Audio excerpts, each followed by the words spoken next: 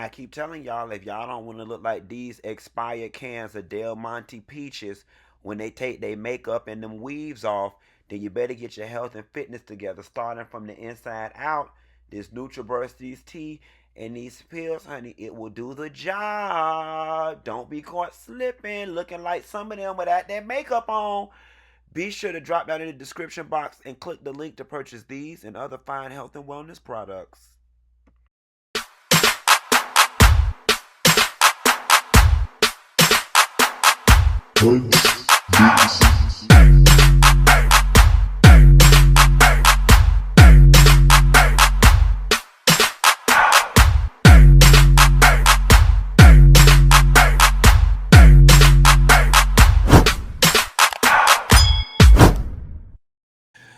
What up, Funky Bunch? It's the dog, Miss Funky Dineva Ross. And listen, y'all, for the first time in Funky Dineva history, we got Dr. Contessa on the line. What's going on, Dr. Contessa? Hey, handsome. I know you're probably still mad at me about that first time. I am so mad at you, and we'll talk about that workshop. Okay. You want to know what's funny, Contessa? I was in my kitchen the other night making a sandwich, and I thought to myself, we never really hear from Contessa outside of the show. Like, I can't think about any memorable interviews she did anywhere else. And I said, you know what? I'm going to change that. I said, let me reach out to Contessa and see if she would like to sit down and talk. And I did. And you're here. So thank you so much. Thank you. And you know what? Honestly, that's on purpose because I always have been worried about keeping my other jobs. And so one of the benefits of the show being so long ago, right? Mm-hmm. Like I can't really get in trouble for something that happened a year ago. Gotcha. So I try to really, minimize anything outside because I do want to still maintain my professional career and not kind of be out there talking and messing up my life. That makes perfect sense. Have there been any secondary effects to your career since being on the show? Well, it used to be a little bit. At the very beginning of the show was really a challenge because I can't really say where I worked, but I worked for a big government agency. And then I also worked for a private pharmaceutical company. Mm-hmm. And so the only thing they've ever said is never mention the name, never mention where I work, never mention any of that because, of course, that's a problem. I mean, if you notice, even when you're watching the show, you'll never know the hospital that the doctors are working out of. Mm-hmm. And so as long as that stays very clear, then, that's it. All right, so let's start at the beginning. How did you even end up on this show? You were minding your business, you taking the kids to school, and then bam, now you're on TV. How did this happen? Sure. So I don't know. So I don't know if you know, but I live in like the Beverly Hills of Atlanta. Right. Okay. I live in 30327, which is kind of like 90210. And so I was approached, at kind of like, I think it was this fourth season of the show. Mm-hmm. And they came to me and they were like, hey, and I just thought it was a joke. Like, I was like, you got to be kidding me. Like, I didn't believe it.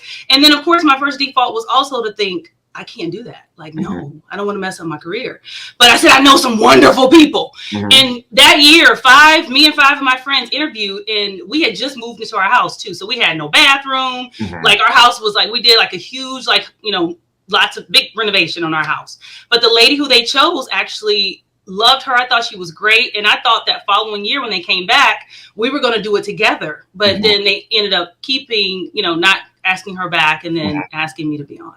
So is this woman Janice that you're talking about? Yes. I think she was great. I did too. You want to know what's funny? I don't think Janice got a fair shake. I'm going to be honest with you. I think, I guess other people's drama overshadowed whatever it is she brought to the table at that time. I really personally felt like Janice should have gotten a second year before she got the act. For sure. And I think what happened was, so her husband and my husband have been friends. I was at their wedding. I mean, so I've known them for a very long time.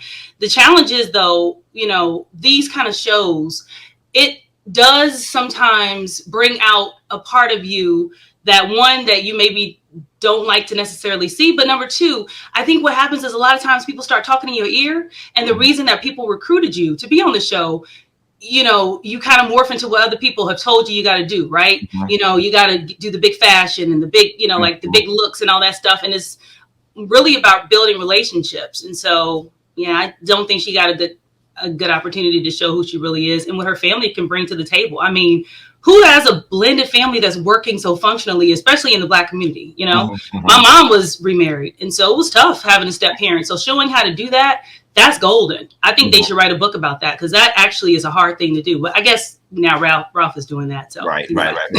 So, you know, you brought up a point, the big fashions. I've noticed, obviously, I've been a part of Atlanta. We know how the Atlanta scene is, and especially when you get in this world. Have you felt any physical downward pressure in the beauty area, in the fashion area, in the hair area? Because you give me that you are very throw my hair in a ponytail, put on some jeans and a t-shirt, and rock out. Right.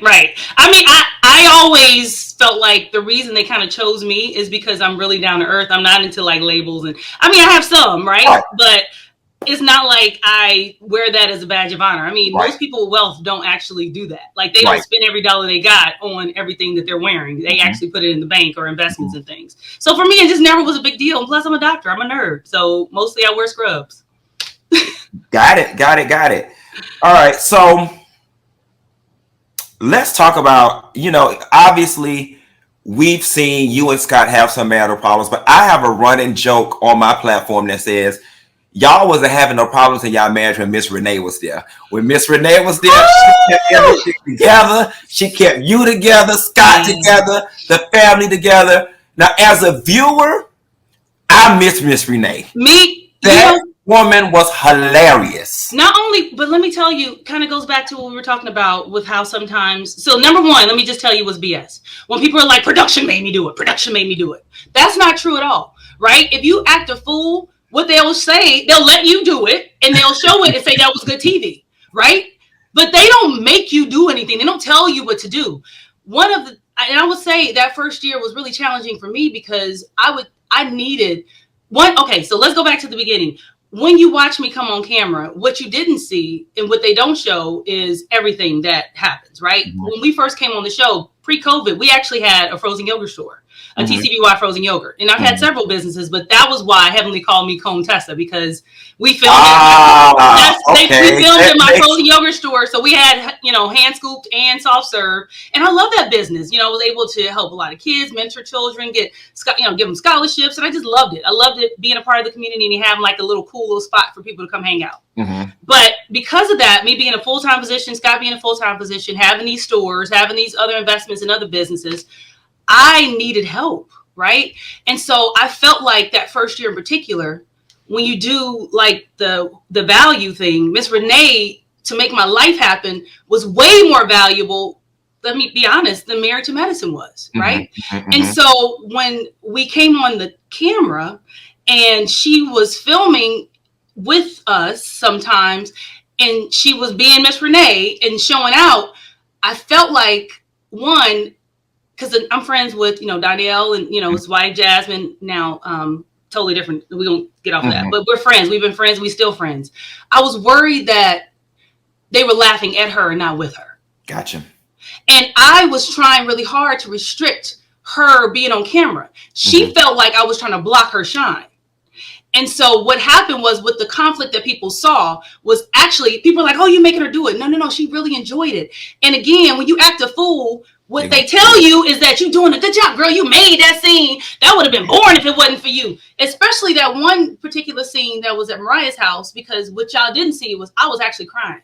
I was in the bathroom with her. And I don't even know, you know, actually Janice was at that party too. But I even pulled her out. And we tried to leave, and she's cussing me out, and she's like, because she's having a good time. But I felt like she was being made fun of. Does that make sense? It makes perfect sense. And I told her we had a deal that she was never going to drink on camera. We had a deal, right? And so when the 90s party came around, I was like, Miss Renee, and our kids was there, right? They was upstairs. She was with the kids. I said, you can't film at this party. You can't do it. It doesn't make sense. We're going to have liquor everywhere. And I don't want you to be drinking. And then again, because my concern is, I would never want my mama to be, people to be laughing at her and making fun of her. So that was why, honestly, I was really hurt, because I think people felt like I was trying to block her, or even she felt like that. And now we've really come to, you know, pretty quickly after it was over. we came to understanding, but it just hurt my heart because I lost someone who was very valuable to me. But I had to start, and a lot of people who film on these shows, they tell you there are some people who they don't let get on camera. I did not want her to be made fun of. You want to know what's funny? It's interesting that you shed perspective on that. As the viewer, I don't know why I always felt like she felt uncomfortable filming and was being forced to film. Loved it. She's Danielle Jones's mom. So she loves the spotlight. But one thing that I would tell you about Miss Renee, she can sing. She used to sing. No, she taught Danielle how to sing. She can cook. She is a lot of fun. She's very entertaining. But I honestly felt like she would actually have a great, could be a segue for her to have a YouTube channel, her to get on, maybe even them to get on Love and Hip Hop or something. And this could be her opportunity to be Miss Renee. But you gotta stay sober. You gotta not, because what happened is, even though, because I'm even guilty of that. When you drink, you sometimes go past that part of where it's fun, and then you start not showing how valuable she is. But she's amazing. She is the key to my kids loved her. I loved her, but I couldn't allow that part of her to be exploited. To be exploited, maybe. You know what I'm saying? So she was really mad at me about that for a long time, but I think she now understands it. And then she really, really was just like, this is, because she even asked to come to the reunion. You remember? So she don't like you. Why do you want to come to the? She was like, I'm a pertinent part of this story. Yeah. And I honestly feel like she is, and she was. But I can't also let people, I don't know, make a joke out of her. So let me ask you this: do you and Scott now have help? Do y'all have nanny help? No, my kids are older now. So we still have a relief babysitter, but now Lauren's 14, Landon's 12, and so Lauren's the babysitter for the most part, unless it's something overnight. And then we do have somebody, our old nanny. But even after that, the nanny that we got, we never showed her. Never showed her. Well, good deal. So let's get into the show more. Married to Medicine has seemed to have evolved now into two teams. And it's like every season it's about, which team. You've got certain people who are permanently on these teams, and then you've got some people who seem to jump from team to team, season to season. What do you think all that's about? Let me tell you what I say all the time. I'm never a part of anybody's team. What I am, I said it day one, and I tell every single person who's come on this show after me, you are alone in this shit. You are alone in this. Stop thinking that. And even what you see, I would say, is really, in my opinion, is I just go with justice, right? I remember when me and Toya weren't talking, and there was a big blowout at Quad's house, and I came outside to go and talk to her. I didn't even have shoes on, but I felt bad. I felt like she was being bullied a little bit, and that turned even, some people to oh, you're not supposed to go talk to her. I thought we were all friends, and I thought that there was ultimately a point at which we're going to all kind of come back together. But it's weird if we're not really friends, why are we all hanging out? Why 5 of us together, 6 of us together if we're not friends? We're going to have some disagreements. I mean, it's kind of like being in a family, but ultimately you should come back to, we all like each other. So I think it seems like that, but at this point, right now, and I mean, that's my sword. Love Quad. I'm always love Quad. I don't have no problems with Anila. It's just me and Heavenley really don't roll right now. So, it's weird because, and I have to ask, we saw you and Toya beef, 2 seasons, 3 seasons at least. And then, all of a sudden there seems to be a reconciliation between you and Toya. And it seems like you, Toya, and Simone are on one island. The other ladies are on another. Is you and Toya's reconciliation a true reconciliation, or is it a trauma bond in the sense that you both were beefing with Heavenley? Heavenley has nothing to do with anything. I actually would say one of the biggest issues with me and Heavenley, and I actually said that it was going to happen, is if I became cool with Toya and Simone, she's going to have a big problem with that. Period. I said that. I said we're going to fall out. It's going to happen, because I would say, and another joke I always have is I'm Michelle and Destiny's Child. right? Everybody's fighting to be Beyonce, and I let them do it. Whatever, I don't care. I'm late to the party, and I'm happy to be here. But I let them fight for this top bitch role. Like, it's just silly to me, right? But that's what I find, that since the beginning, there's like kind of people who kind of are diabolically opposed. Even when Mariah was on the show, like, it's, if you talk to her, why are you talking to her? Because I don't like her. Blah, blah. And it was just always that kind of push and pull. And I'm just like, I wouldn't hear for none of that bull crap. Like, I'm only interested in what I've observed. So I never, even when it was me and Toya beefing, our beef was really about, and what people didn't see was it kind of happened off camera. So, and I don't know if have you heard about what happened with me? I did not. So Toya had this penchant for saying, shut the fuck up, right? And she just said it to me on the wrong day. And it was actually at one of our big cast events, but it wasn't filmed, but it was a big event. So I just really was angry. I was like, don't talk to me like that. And so we kind of had this going back and forth. And then after that, we just really didn't mess with each other anymore. But it was more about, I think, with everybody, when you come on this show, there's this element of people trying to exert some level of like superiority, like bow down, kiss the ring. And that's not just Toya. It was everybody kind of had an element of that. And I'm just kind of like, I'm a physician. What are you talking? Like, what are you saying? And so you take me or you don't take me. But I never tried to endear myself to anybody. And even when I was cool with Heavenley, and I wasn't, and I was cool with Heavenley, I've still never try to like say don't talk to Heavenley, and even I've tried to even help them make up. Like, so I have no issue with everybody being cool. I'm hoping to be a bridge at some point, but I think kind of me and Heavenley got to get past our shit. So it's funny because I'm working. Sorry. What you gotta do? No, I'm at work. No, I'm saying bad words. They just like. So listen, you created a purpose. Look, I cuss like the sailor that I am. Me too. I'm so sorry. Trust me, you good, baby. You good. You bring up Heavenley. It's a perfect segue. Yeah. We don't have to rehash it all because God knows, as the viewers, we are goddamn tired of it. I'm tired of it. Y'all cannot come back next season with this shit, okay? Either y'all gonna decide y'all ain't gonna be friends and don't even damn talk to each other. What? Why keep talking to me? We don't want to see it. Just like we got sick and tired of Jackie and Simone with their geriatric beef. We do not want to hear no shit like you and Heavenley not being friends anymore. But tell us this, Contessa.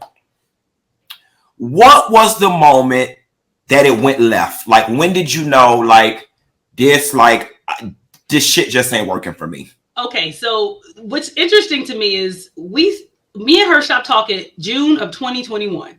Okay. This is November of 2022. Okay. So what happened was, and I'm sure if you watch the show, which is so funny, and then you listen to our YouTube, we were talking, we was cool, then we start filming and we had an issue. No. We wasn't talking before we started filming. And I'm quite sure that you even know exactly when it happened. So we had a little falling out because she went on her YouTube channel and she actually said, Simone should get fired. But her and Simone were supposed to actually be going to lunch, right? So I actually went to try to bridge the gap, right, between her and Simone. So I went to lunch with Simone and another lady, actually. And so the whole time I'm advocating, and then I actually posted the picture. And so she calls me going on, why are you talking to Simone? Why are you going to lunch? Blah. And I was like, are you kidding me? Like, you don't tell me what to do, and it was just a big challenge because then she starts telling me how I'm not a good friend and how I need to be having her back and I was just like, I don't have no problems with Simone. What are you saying? But at that point, it was really like, I was sick of it. I was sick of like all this, like you telling me what to do, you telling me how to feel, you telling me what to think. And then I said, I'm just going to take a little break. And I actually said, I'm not going to come. And I think she even posted it. I didn't come to Damon's party. I didn't do this. I didn't do that. I just was like, I need a moment, because not only did I argue with her, I like cussed her out and blocked her. And Jackie called me and was like, hey, Contessa, I don't know what happened between you and Heavenley, but y'all need to get it together. She wants to come over and talk to you. And literally, I have everything. I have all the audios and text messages saved. I just needed a little moment because I was like, I'm so sick of like everybody being so telling me what to do and who to be friends with and who not to be friends with. She then goes and proceeds to go on her YouTube channel and tell Contessa, stop talking to me. Contessa did this, Contessa did that. And so then, but unfortunately, I don't watch it. I didn't even know, but people were telling me, oh, she said this, she said that, she said this. And I'm going back and I'm like, oh, really? I thought we were friends. And so it started to really settle with me that there is no difference between one couch and the other, right? Everybody is almost just trying to like play up their agenda. And I did not feel like it was an authentic friendship. And I think my challenge is for me is I felt like I had opened myself up and I was a sucker a little bit. I thought you was my girl. I thought we was actually cool.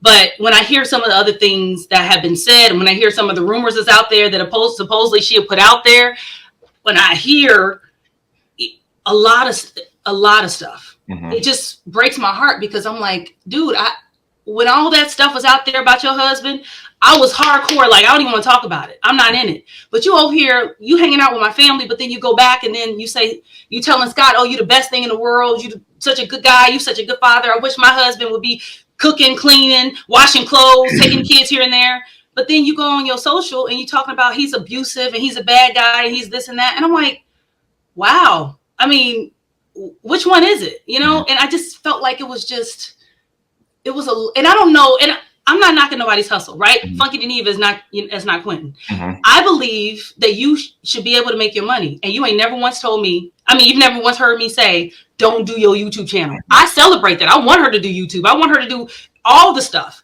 but just don't play me like you my friend and hanging out with me and let's talk on the phone or let's go hang out and go to lunch. So then you can go back and report. Let me tell you the scoop. I'm breaking news. I'm the national part. Let me tell you what's really going on. Because if you watch, it's a lot of contradictions, right? 2 years ago, I was the bad guy. I was not giving my husband what he needs, and he's just a good person, and he deserves better. Now I'm like some villain, who is like, sitting over here defending my husband, and he's an abusive asshole. Like, which one is it? I just don't get it. So it sounds like, from what I'm hearing, you needed a break. Period. And Heavenley confused that with she's not talking to me and I don't know why. Well, no, she knew. No. Okay. That's what I'm saying. I blocked her. We had a full-out argument and I blocked her ass. Okay. And so much so that's what I'm saying. So Jackie called me and was like, Heavenley wants to come over. I don't know what happened. Answer her call her back. And then I just actually just was like, I just felt like I needed to silence all the noise, right? Because at that point, it started to make me think, are you my friend? Right? Because you dragging me to me, but then when out in the world, you dragging my husband because that's what the fans are doing. I felt like that. Like, I felt like whatever the audience says, oh, you know what, Scott's abusive. Yeah, he's abusive. Scott's a good guy. He don't deserve it and has to go back to school. Yeah, that's right. Scott, who be leaving their kids at home? Oh, Contessa needs to do this. Oh, yeah, Contessa needs to do that. Oh, and I was like, which one is it? Like, are you got my back or? So you want to know what's funny? I always say to people, everybody talks about everybody, and we all have private thoughts, right? We all have pillow talk. I'm more than positive that there are things that you, in the confines of your bedroom, have discussed with your husband about your friends that you don't necessarily want them to know. I think the difference is Heavenley takes her internal pillow talk and has it on the screen. And I'm not speaking out of turn because I've said this on my YouTube channel, and I've said it to Heavenley's face plenty of times, and I want to say it again here. I've said to Heavenley, I don't understand how you plan to be friends with the girls and you critique the girls on a public platform. Like, I just don't understand it. I could not be in a relationship with someone who does that. No one wants to be friends with someone and then hear their private thoughts about them regurgitated on television. So I definitely, me personally, and for the record, I am Heavenley's friend, but I also know right from wrong. Well, let me tell you the other part of it, which is I think people should really understand. It ain't just me. Honestly, when you talk to her, all she do is talk about people. She run people down. And so when I was growing up, my mom always said, right, if they talking to you about somebody else, they talking to somebody else about you. So I get that. I know how that is. But the challenge is the double talk, right? So you go and and then too, when we talking on the phone, it's not about, hey, how you doing? What's going on with you and Scott? It's never that. Like, it's mostly her talking. I always felt like the friendship was really, really one-sided. And there was never even any question of like, what's going on with you and Scott? It was never that. Like, we never even actually got there where we were even saying any of that, because I honestly, let me just tell you the truth. I don't understand why people ask their friends for advice. And if you go back and you watch the show, including last year and years before, you ain't never once seen me walk up to somebody and be like, what do you think I should do about my husband? Because the Holy Ghost is inside of you and it tells you exactly what you should do. You already know. You already know the details. If you think you think somebody is not right for you, you basically already know that you shouldn't be with them, right? You sometimes will go to your friends and vent, but you don't need them to tell you what to do. And you probably should not do it, because even if you decide to stay, then they gonna still be mad. And you like, right, y'all back together and everybody like, why are you staying? They mad at what you told them. So honestly, I don't even play that game. And if you go back and watch last year in particular, I didn't go and say, oh, I think my husband's cheating. We had a conversation in DC and Jackie said across the table to me, do you think your husband's cheating? And when I told her after that, I was like, well, I mean, if I did, I wouldn't have said it in front of all these people. You know what I'm saying? Like, so it was more, every single time the conversation came up last year, people came to me and said, hey, what's going on with you and your husband? Or I heard something about some life coach. You ain't never seen us talk about that. Where'd they hear it from? I get it. Because let me tell you the honest to God truth. I feel like Married to Medicine saved our marriage. It saved it. Last year, I was done. And I wasn't just done. Me and Scott were done. I was going to Nashville for not 1 year, but 2 years. I was commuting back and forth. I was hoping to get a job and stay in Nashville. And honestly, me and Scott, that was kind of our like separation. And I really wanted him to like fight for me, right? I felt like he didn't at some point support me and I had supported him, right? I felt like there was a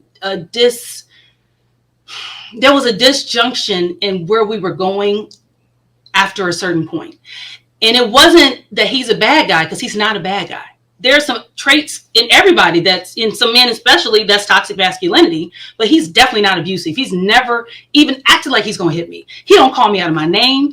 And us arguing is not abusive. It's just, we have, to me, some toxic traits that we had to work out, because our arguments wouldn't be, you a bitch, you an asshole. It would be the thing that I'm an achiever, right? I'm a person who wants to get things done. I have lists of like accomplishments. So the way you hurt me is to tell me you don't do a lot. Everything you're doing doesn't really matter. That's how, you hurt me. For Scott is a man's man, right? He takes care of his family. He's a nurturer. He's a support. So I tell him, you know what? You're not taking care of me. I'm not your priority. And we just do the things that we know hurt each other. And that just put us in a place where we were like, we just don't want to be together anymore. He did not want to play that out on TV, which now I can honestly see was truly, honestly, I see why. Because when people are going through a breakup, it is tough. It is ugly to watch. And it is hard to see yourself mourning. You're mourning the loss of that relationship. And I felt like last year in particular, though, I had gotten to a point where I was like, I don't care what nobody else says. I don't want no twin bed situation. We just stay together just to be together. I want passion. I'm young. I'm hot. I want to be, having sex with my husband. I want us to go on dates. I want us to hang out together. I want us to enjoy each other's company. It ain't just about volume. It's not about just having somebody. I want to be connected to somebody. And if you're not connected to me, no disrespect, but find someone who you can be connected to. Find someone that you want to run and tell your secrets to. Find someone you want to be like sharing your life with all the details. And it was just tough, because I think we were both at a point where we were like, we're done. Like, there's nothing left here. And it wasn't a hateful thing. It wasn't even that. It wasn't like he's a bad guy, I'm a bad guy. It was just our goals have gone in different directions. Almost like how you see people doing it now. Like you think they're looking happy and everything, and then they just put out this joint announcement, we're going to go in different directions. It was like that. And I'll be honest, most of my friends have gone in different directions. Contessa, I would be being dishonest if I didn't say that much of what you just said feels like cleanup to a degree and feels like PR to a degree. And I don't even have PR. All right. And the only reason why I say that is because as the viewer, and it may be because of the edit, but as the viewer, we witnessed you for, I think, 2 seasons. 2 seasons, which is 3 years. Be unhappy, so much so that you brought it to camera or chose to bring it to camera or allowed it to play out on camera. We have seen you as the viewer discuss your unhappiness with the women from time to time. And these all feel like things that you brought to us, because I look at like Jackie. If Curtis would have never got caught and Jackie would have just heard that on the phone, it would have never made it to the camera. Damon could be right there beating the shit out of Heavenley and it will never make it to camera. I'm so glad you said that, because again, my question always is, why do this if you're going to just make it scripted? Right? Mm-hmm. I have zero regrets about that. That's what I'm saying. I've never once said I'm angry or even upset or even disgusted about playing this out on camera. Mm-hmm. That's not what I said. What I'm saying, I actually said, I think Married to Medicine saved our marriage. Because if we weren't on camera, we wouldn't have seen kind of the both of us, both of our contributions to that. And we wouldn't have even tried to work through it, because it was always, is you. Honestly, I don't believe that people should, and I know a lot of people do it. And I'm telling you, I can tell you a lot of people do it. I don't have PR. I don't have people who tell me what to say or do. Why be on the show if you're not going to be transparent about what you're going through? Because what I would say, watching it play out, it was me watching my parents, right? Was me watching, to some degree, some of my good friends. It's common. It is normal. But the other part of it is you can get help and you can repair it. I have zero regrets. That's what I'm saying. My issue with Heavenley was never her talking about our marriage. What I said was, she was an unfaithful friend. She would come to me and say one thing, and then she'd go out on her YouTube channel and contradict herself or say something totally opposite. Like, for instance, this whole year she's been on this campaign talking about how I made her my storyline.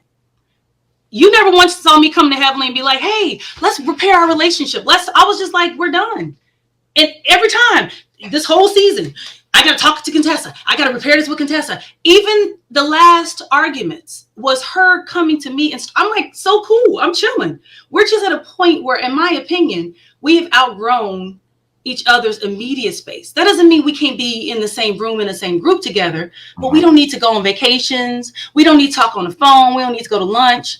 You don't need to go and be breaking news. You don't need to be able to go on social media and be like, let me tell you what Contessa told me, because that's the part that I don't get down with, right? You can say what you know from an existential standpoint, but don't act like I got it firsthand. This is breaking news, because that's disloyal and dishonest to me.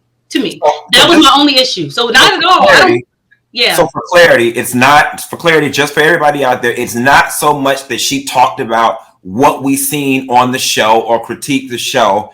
It was you feeling like our relationship and things that I shared with you outside of the show were now making its way into you. It's confirmed that Scott is cheating? What the fuck are you talking about? Where did it get confirmed? What's her name? Tell me somebody's name. Right. Scott is abusive?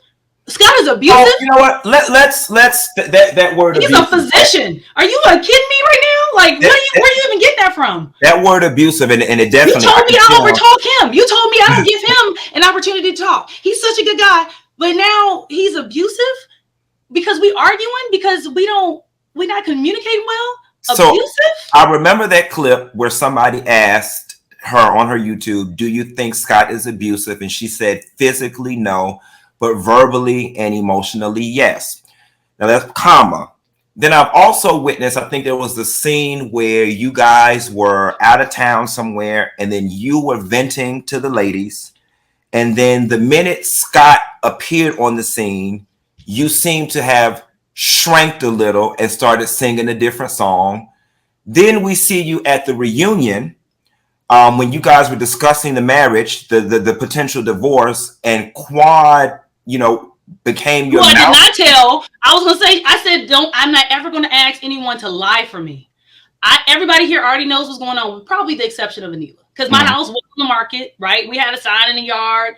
Everybody already knew that we was done, right? Kathy Portnoy that's my, attorney. But everything was moving forward. So everybody knew that everybody who knew me knew that we were moving forward and going in different directions.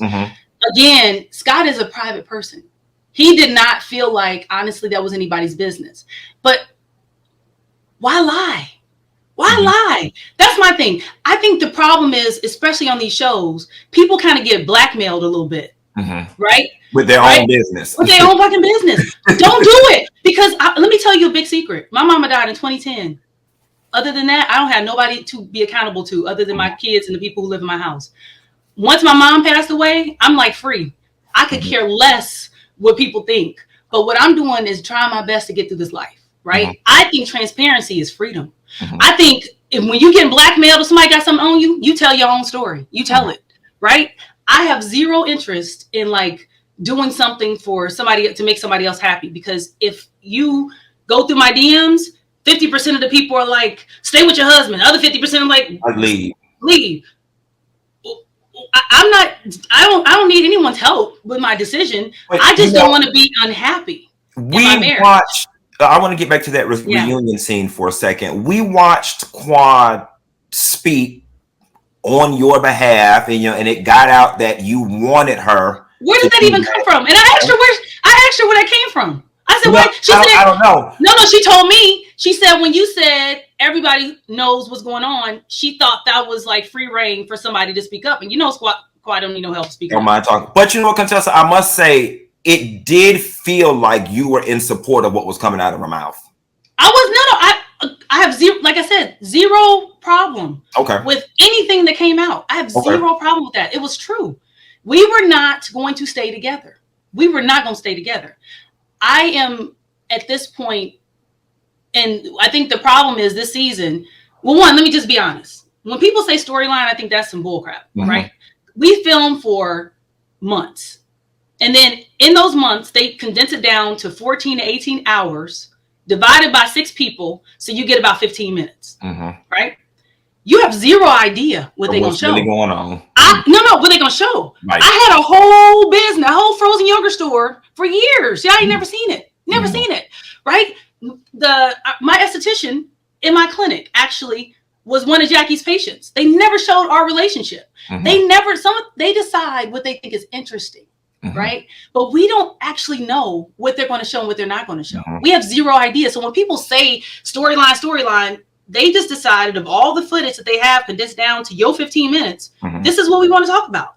And they honestly did not have any interest in showing me and Scott's working on our relationship and repairing it. Right? Because I felt like, honestly, can I promise forever? I still don't. We've only had, and I think that's bullshit when people do that too. Like they're like, last year we're going through a divorce. This year we're going to stay together forever.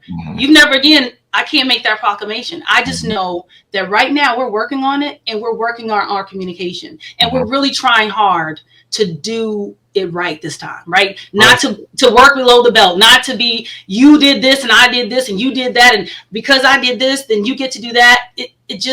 It was so not just toxic for us as a couple, but how can, to be honest, I move on to another relationship or he move on to another relationship without fixing those things that didn't work in this relationship, or at least trying to, and say I did everything I could to try to make this work. If it still doesn't work, we tried though. We did our best. But last year wasn't our best. Last year was just us saying, I don't like you no more. Almost like me and Heavenley. What you see with me and him was like me and Heavenley. Like we just don't connect anymore. We're not connected. So listen, we've seen you and Toya be disconnected for a while. I mean, and have some knockout dragouts on this show. And just like you said that you can't say forever with your husband, you probably would agree that you can't say never with a friend. Do you think there will be a point where you and Heavenley can have a kumbaya moment and get back sisterly? Can we talk about the intervention? Let me tell you. So actually, let me tell you what happened at the intervention that day. I thought that was going to be the kumbaya moment. Say it again. I thought that was going to be. There's no way in hell you thought. Let me tell you why. Because let me tell you the big aha. She been knowing the whole season that we was going to talk about all the stuff she'd been saying about everybody. So she knew it was coming, right? She knew it was coming. So that whole ambush situation, that's some bullshit. She just right? We didn't know when it was. She just knew when it was going to happen. She knew how it was going to happen, but she knew it was going to happen. So that day of the intervention, so even working up to that, I was like, actually, I don't hate Heavenley. Toya then was like, oh, Heavenley is not a good person, like all that stuff. Like, she's not a nice girl. Like, she's a mean girl, and this stuff is mean. I said, sometimes, though, I think Heavenley doesn't even get the impact of what she says, right? And if you give her a chance, because, again, you go through my text messages and DMs, I love you so much. I'm sorry. Please don't be mad at me. Don't be mad at me for that. I won't do that again. And then you see on her YouTube, which, again, who a busy person is watching someone's 12, 15 hours of YouTube that they do every day, right? She contradicts herself, or even will say, I made it up. Shady. That was shady. She don't do 15 hours a day, Contessa. I mean, but real talk, like who sees that? Unless it's something relevant to you. Why do I care about the, all you, so anyway, sorry. Stop calling me, guys. No, this is work. Go ahead. No. Let me just turn this off. Sorry about that. Go save lives, girl. We can. No. No, we gotta get this out. And they got to stop calling me. Okay. Sorry about that. So anyway, so we are at the house, right? I thought she was going to see it and be like contrite. Like, oh, I'm so sorry. I can see how that could be something that was I can see how that was hurtful in me. However,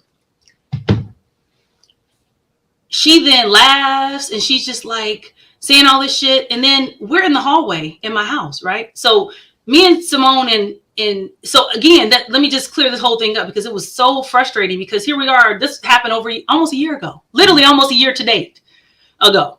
And she goes on her social media and she talking about Landon needs to be in private school and Layla, I'm traumatizing my kid.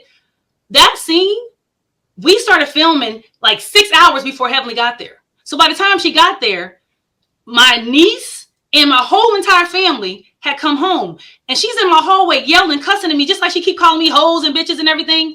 Production is holding not Layla, my whole family. They on the steps coming downstairs thinking we about to fight in my house, right? And so I said to everybody, get the out of my house. To everybody, and asked them probably 5 times, get out of my house, get out of my house, get out of my house, everybody.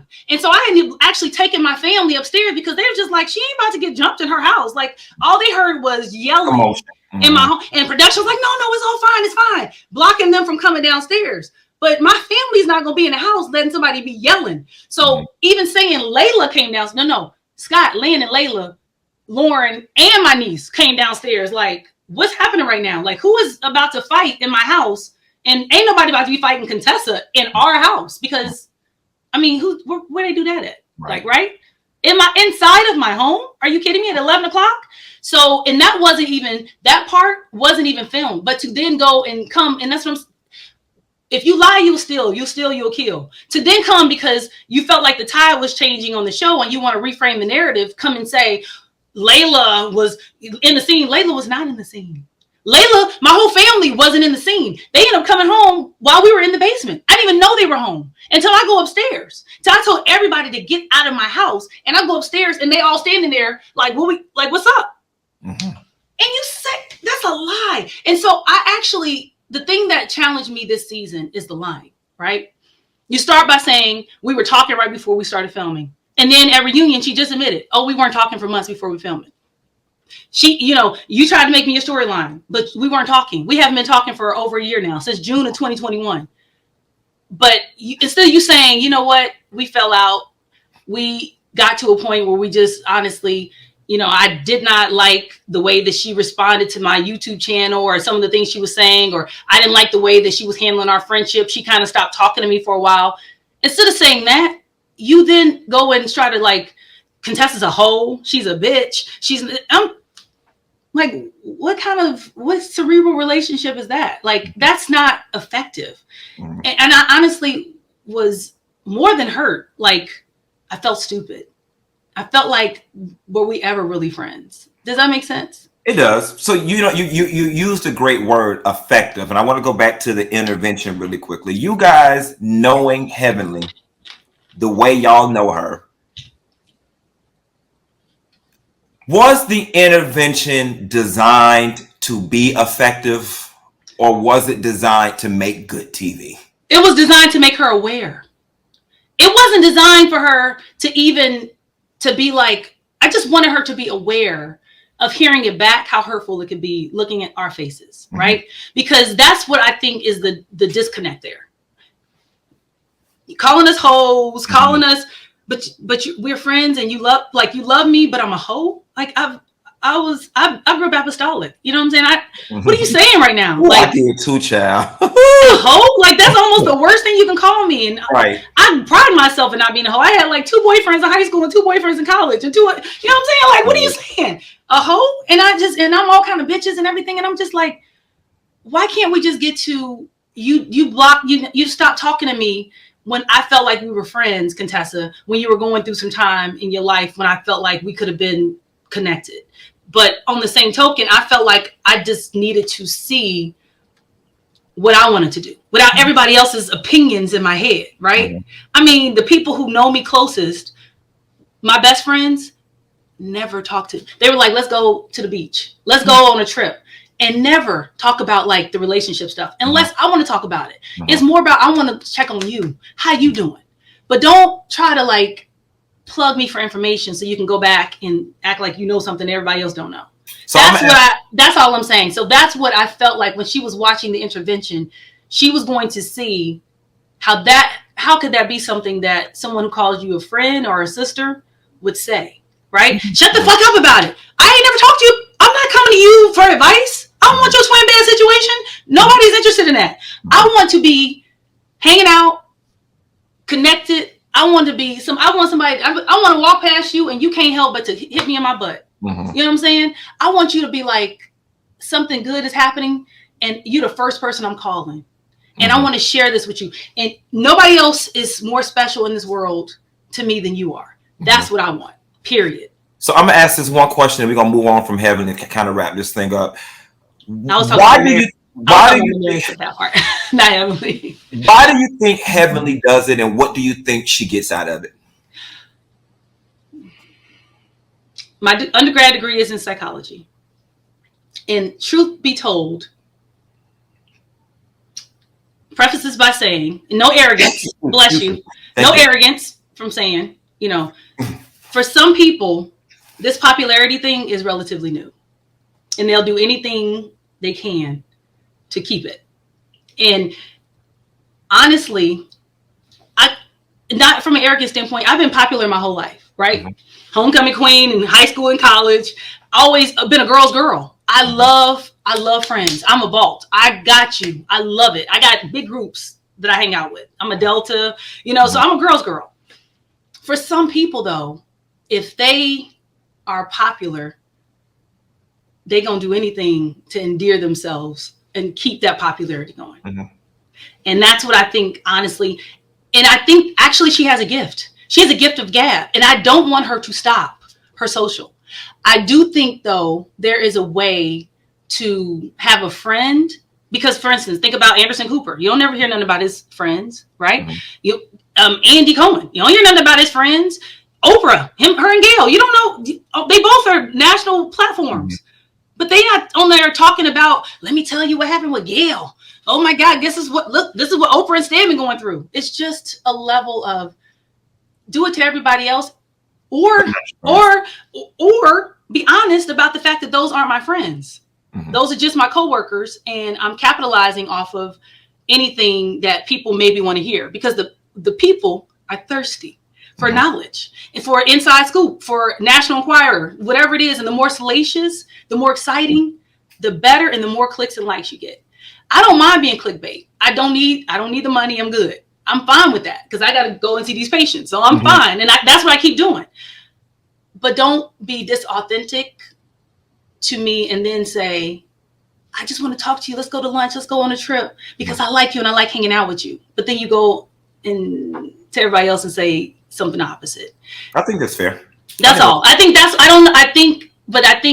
the attention that pat on the back is more valuable than the hanging out with the friends. I think that's fair. There's a value. Fair assessment. I do. 2 more questions and we're going to wrap it up. What do you think about the addition of Anila to the show?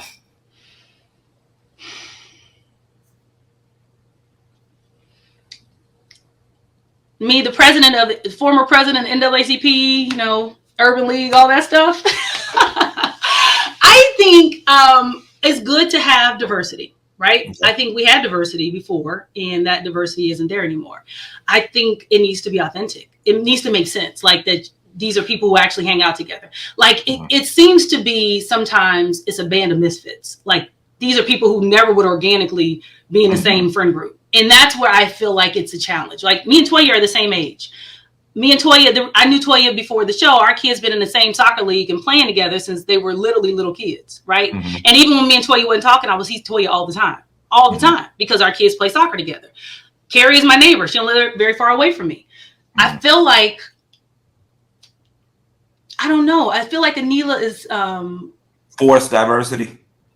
Not even forced diversity. I just feel like I don't know. I just feel like I don't know what the rationale was there, but I don't know. I mean, the idea of Jackie and Anila hanging out together, like, really? Is that authentic? Like, I don't know. What would be the thing that would make them hang out? If it just needs to make sense a little bit. And it's not about her being Indian. It's not about it's because actually her party planner is one of my best friends. Mm-hmm. How about that? The one who did her Diwali party. How about that? Uh-huh. So I have friends of every race, creed, color, religion, sexual orientation. And I actually would, in my head, the best thing that we should bring to the show would be a gay couple. I would love to see a gay man. I would love to see a gay couple. I have been saying that for the longest with Married to Medicine and with the Housewives franchise, that it is time that they bring a gay couple, whether it be male on male or female on female. It's time. It's normal, because I thought when you were on Sister Circle, mm-hmm. I like Sister Circle the best. Mm-hmm. There is an element of normalcy that happens when someone can break up all the that happens sometimes with us, right? Yeah. Because what happens is sometimes there's a voice of reason that jumps in, and mm-hmm. it could even be if people are arguing, there's someone who kind of can sit back and be like, from a non-emotional standpoint, just say, this is what I'm saying. Yeah. I feel like sometimes I'm like that, but I'm a Gemini, so mm-hmm. the other side of me gets the best of me. As hell. And I don't feel like I am, but then I'm watching and I'm like, shit, that was me. I'm crazy. But yeah, so I think it will. So I just feel like it just needs to make organic sense. It needs to, like, if somebody was on the show that we actually would legitimately, for whatever reason, hang out with, then that would make more sense. Why do you think Toya and Eugene keep moving? I think Toya is never satisfied. Mm-hmm. I think Toya is insatiable, right? I think that, honestly, some people are like that. Like, they want the newest, hottest thing. I keep cars for a decade. Some people get a new car every year or two. And whenever they see something that's better than what they got, they want it. I think that's Toya. She wants to have the best of everything. And so I think her house that she built, it wasn't exactly what she wanted after it got built. And she decided that she wanted actually some more stuff. And here we go again. So I don't know. I think she shouldn't ever say this is the last move. That's what I think she should stop saying. As long as she's honest about that, she's going to be fine. But I think she just likes new stuff. So the world thinks they're broke and have financial issues. So you don't think it's finances. You think it's just wanting more and more and more. So let me tell you what's always a challenge to me. And this is something, and I would say was good advice, but I also don't really, succumb to it. This is what Heavenley told me when I got on the show. You need to do a YouTube channel, do something like go live and all that, because people are dumb and they'll believe whatever you tell them, right? They don't think through the details. The data gets in the way, is what I say. So if you can say that Quad could sustain her lifestyle by herself, and Toya and her who've been on this show for the same amount of time, they make the same amount of money, how is it that one could not sustain her lifestyle, but the other one could? And you add in Eugene's income in addition to Toya's, because they make the same, right? They make the same. I live here before Married to Medicine income even came in, right? Mm-hmm. Why would a $10,000 mortgage, which is what, 10 times 12 is $120,000? Mm-hmm. Why would that be something that would be a challenge for people who make a ton of money? Right. Don't make sense. So that's honestly, the math and the data doesn't make sense. But again, it's good. It's salacious. It's good fodder to say people are broke. I don't. Unfortunately, you can't say one person has this money and the other one doesn't. When you just watching them do the same thing. Makes sense. Yeah, I mean, when you break it down like that, it makes sense. It makes sense. In closing, Contessa, this has been we've been on the phone, an hour, child. In closing, what you and Scott got going on? What can we expect for y'all? What's going on with the kids? What's going on with your businesses? Are y'all moving? Are y'all building y'all dream home? I live in 30327. Where would I go? If anything, I would tear it down and build something on that same land because I know that's right. But what we're doing, so one, we do have this clinic and we always, had the other place. So we still have these medical facilities. We have, all of our other, venture capitalist investments and things like that. Because honestly, and even one thing I just have to say, I love that we do this and I love this show and I think this is a lot of fun, but ultimately I'm a philanthropist, right? Mm-hmm. I, tithe religiously, don't even think about it. I think that's the key to my success. I volunteer, work with foster kids and wounded warriors. And those are all things, and children, I mentor girls, and those are things that I wish that we would show more of. I'm really into our culture. Kwanzaa why ain't we ever showing our Kwanzaa celebration? Why ain't we showing, our Juneteenth celebrations? Those are the only things that I would say for a fair and balanced sake. Mm-hmm. I wish that we would be able to see more of who and what we are. And one of the things that I would say that if you saw me do the fitness competition, this whole hot dog movement, this wellness movement, we're building actually a wellness place, almost like the places in Arizona where you can go and you sleep there and you do yoga and Pilates. Right. You can come get medical, get acupuncture, IVs, the same as some of the same services we offer here. I always get my IVs. But you come and have like a little staycation. I want to build this. So we're actually looking for some land to actually build a place, like a facility. Nice. But I'm scared to call it like a hotel, but really more of a wellness retreat, a place where people can go and recharge. And the first people that I would love to, again, focus on are, veterans. But that's just my passion. And that's something that people don't see. And more importantly, when it comes to my friendship groups, because I know that's what people are interested in, I don't think that there's anything that people can come back from. You slept with my husband? A little different, right?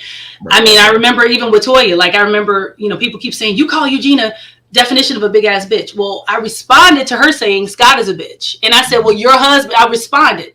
I ain't never gonna start it. I ain't gonna never ever come for somebody. I ain't gonna do no research and bring out nobody's dirty laundry. And because of that, I feel like with everybody, I can come back. I feel like there is not one person on this show that I can't be cool with. But I will always stand my ground. And anybody who's trying to bully me, I'm a bully whisperer. You're never going to try to bully me. That's not going to work. And that's it. I just do my best to be authentic. Like I said, I am, I was in the military. So I'm going to stand up for people who maybe can't stand up for themselves. And I'm definitely going to stand up for myself all the time. I hear you. I know the last time I ran into you, you gave me some product. You gave me some turmeric gummies. You gave me some my vitamins. Yes. That's what I'm saying. I got a lot of businesses. I have a whole vitamin company, Hot Doc Nutraceuticals. So, yeah. Where can the people find the product? Hotdoc.us. Hotdoc.us. And guys, I'll be sure to put the link in the description. Text me that when we get off the phone, so I can put it in the description box of the video. Contessa, this was long overdue. Yes. We should have had this conversation a long time ago. And thanks for talking to me. And again, I tell you, I love it. I love you guys. I love what you do. I think you guys actually make us more relevant. And even talking about our show and supporting our show, because we're the only show where it's all Black professionals. Everyone on our show has a degree. That's huge. Yeah. They don't to be represented in that way. We're all the only ones, right? And physicians are less than 5%. Black physicians are less than 5% of physicians. Less than 5%. That is very low. That is very low. Extremely low. Very low. Very low. So we showing us to America shows little Black kids that this is possible. Because again, my dad was on drugs. He went to prison. And it took a long time for me to even believe that I could. Right. So anything that keeps us on the air so kids can see us, hopefully that'll help to motivate them to say, they could, so I could. And that's the bigger goal. So maybe all y'all can stop fussing and stop tearing down folks' family and talk about who's sleeping with who and who's screwing the contract and who's sleeping with people. That ain't me. That ain't me. And you ain't never gonna shoot. I gotta get to heaven one day. You ain't gonna never see me do that. That's not my ministry. I know that's right. Contessa, thank you so much. And anytime you want to talk, you got my number. I got yours. I would love to have you on my platform again in the very near future. Thank you so much. Thanks for your patience. You continue saving lives, baby. Okay. Bye.